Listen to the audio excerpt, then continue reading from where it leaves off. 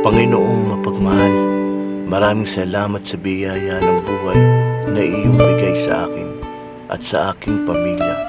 Panginoon, ikaw ang nakakaalam ng mga pinagdaraanan sa buhay ng bawat isa sa amin. Sa gitna ng lahat ng mga pagsubok sa buhay, tulungan mo kami sa iyo ay lumapit.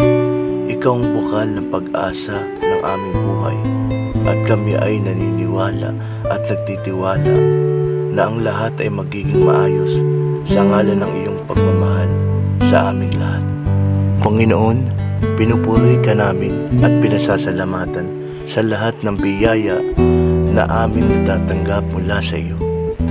Itinataas namin sa oras na ito na kami naway biyayaan mo ng katatagan ng loob upang harapin ang lahat ng mga hamon sa aming buhay. Palalimin mo nawa ang aming pananampalataya sa iyo upang di kami agad-agad sumuko at magapi ng tukso sa aming paligid. Naway tulungan mo po kami sa aming mga pasanin sa buhay. Bigyan mo na po ng kasagutan ang bawat kahilingan namin sa lalong madaling panahon. Maawa ka po sa amin, Panginoon. Amen.